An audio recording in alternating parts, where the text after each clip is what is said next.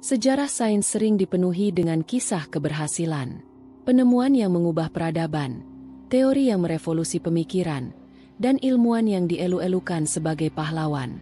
Namun, di balik narasi kemenangan ini, tersembunyi cerita-cerita gelap tentang penemuan yang sengaja ditutup-tutupi, ilmuwan yang diasingkan, atau pengetahuan yang dianggap terlalu berbahaya untuk diungkap. Dari zaman kuno hingga modern, kekuatan politik, agama, ekonomi, dan bahkan komunitas ilmiah sendiri telah menjadi penghalang bagi kebenaran. Video ini mengungkap kisah-kisah tersebut, membuka tabir penemuan terlarang, dan para ilmuwan yang namanya terhapus dari sejarah. Zaman kuno, mekanisme Antikythera dan penghancuran perpustakaan Alexandria. Mekanisme Antikythera, komputer kuno yang terlupakan. Pada tahun 1901, penyelam menemukan benda misterius di bangkai kapal Romawi dekat pulau Antikythera, Yunani. Benda itu, yang kemudian dikenal sebagai mekanisme Antikythera, terdiri dari roda gigi perunggu kompleks, yang diperkirakan berasal dari 100 sebelum Masehi. Alat ini mampu memprediksi gerhana, menghitung siklus kalender, dan menghitung posisi astronomi. Sebuah teknologi yang setara dengan komputer analog. Namun, selama ribuan tahun, keberadaannya hilang dari catatan sejarah. Mengapa? Para sejarawan menduga bahwa pengetahuan untuk menciptakan alat seperti itu terlalu maju untuk zamannya, sehingga dianggap sebagai ancaman bagi otoritas keagamaan atau politik. Selain itu, kehancuran peradaban Yunani Romawi mungkin menyebabkan hilangnya teknik pembuatannya. Baru pada abad ke-20, para ilmuwan menyadari betapa revolusionernya penemuan ini, yang seharusnya mengubah pemahaman kita tentang kemampuan teknologi kuno. Perpustakaan Alexandria dan kematian Hypatia. Perpustakaan Alexandria, simbol pengetahuan dunia kuno, menyimpan jutaan naskah dari berbagai peradaban. Namun, penghancurannya oleh serangkaian kebakaran dan invasi, termasuk oleh Kaisar Romawi Theodosius yang anti-pagan, menghapus warisan ilmuwan seperti Euclid, Archimedes, dan Eratosthenes. Salah satu korban paling tragis adalah Hypatia, matematikawan dan filsuf abad keempat. Sebagai wanita terpelajar di Alexandria, ia mengajar astronomi, filsafat, dan matematika. Namun, konflik antara Kristen dan pagan membuatnya menjadi target. Pada 415 Masehi, ia dibunuh oleh gerombolan fanatik yang didukung oleh Uskup Cyril. Kematiannya menandai berakhirnya era kebebasan akademik di Alexandria, dan karyanya di bidang astronomi, serta matematika, hampir musnah. Abad pertengahan hingga Renaissance. Penindasan ilmu pengetahuan oleh otoritas agama. Giordano Bruno dan kosmologi yang terlalu radikal. Pada abad ke-16, Giordano Bruno, seorang biarawan dan filsuf Italia, mengusulkan ide revolusioner, alam semesta tak terbatas, dengan bintang-bintang sebagai matahari yang dikelilingi planet. Gagasannya bertentangan dengan doktrin Gereja Katolik yang menempatkan bumi sebagai pusat alam semesta. Bruno ditangkap oleh Inkuisisi, disiksa selama 7 tahun, dan akhirnya dibakar di tiang pancang pada tahun 1600. Karyanya dilarang, dan namanya dihapus dari diskusi ilmiah hingga abad ke-19. Abad ke-19, Ignaz Semmelweis dan perang melawan dogma medis. Tragedi pencucian tangan yang diabaikan. Di era di mana dokter tidak mencuci tangan sebelum operasi, Ignaz Semmelweis, dokter Hongaria, menemukan solusi sederhana, disinfeksi dengan kapur klorin. Pada 1847, ia membuktikan bahwa cuci tangan mengurangi kematian ibu melahirkan di rumah sakit Wina dari 18% menjadi 1%. Namun, komunitas medis menolak teorinya karena bertentangan dengan keyakinan bahwa penyakit disebabkan oleh miasma atau udara buruk. Semmelweis dipecat, diejek sebagai orang gila, dan akhirnya meninggal di rumah sakit jiwa. Baru beberapa dekade kemudian, teori kuman Louis Pasteur membuktikan kebenarannya. Kisahnya menjadi simbol bahaya dogmatisme dalam sains.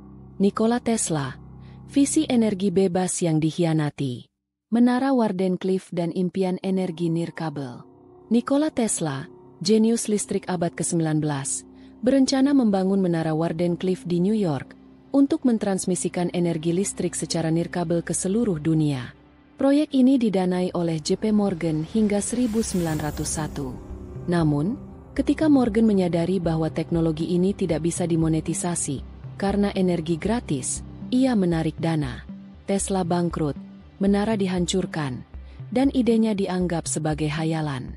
Tesla juga menemukan radar, remote control, dan teknologi AC, tetapi namanya kalah oleh Thomas Edison. Pada akhir hayatnya, ia hidup dalam kemiskinan dan diabaikan. Baru belakangan, kontribusinya diakui sebagai fondasi teknologi modern. Era modern, kontroversi fusi dingin dan penindasan ilmuwan. Fleischmann dan Pons. Skandal fusi dingin 1989. Pada Maret 1989, Martin Fleischmann dan Stanley Pons mengumumkan bahwa mereka mencapai fusi nuklir pada suhu kamar. Sebuah terobosan yang bisa menyediakan energi bersih tak terbatas. Namun, komunitas ilmiah segera menyerang, karena eksperimennya tidak bisa direplikasi. Keduanya dikucilkan, dituduh melakukan kecurangan, dan karir mereka hancur. Meski fusi dingin masih dianggap pseudosains oleh banyak ilmuwan, penelitian rahasia terus dilakukan oleh militer dan swasta. Kisah ini mencerminkan bagaimana sains bisa menjadi korban skeptisisme ekstrim dan persaingan pendanaan.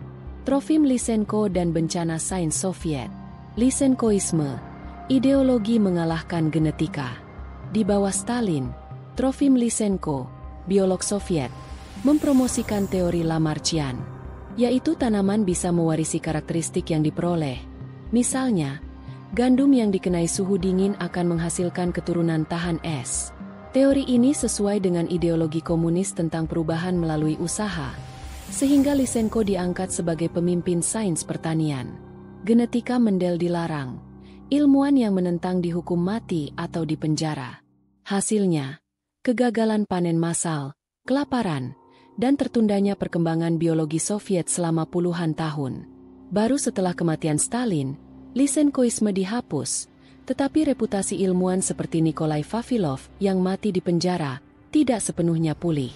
Thomas Midgley Jr., penemuan yang membunuh, warisan mematikan bensin bertimbal dan CFC. Thomas Midgley Jr., insinyur kimia Amerika, menemukan bensin bertimbal pada 1921 dan CFC pada 1928. Kedua penemuan ini awalnya dipuji. Bensin bertimbal meningkatkan performa mesin, sementara CFC dianggap sebagai pendingin aman.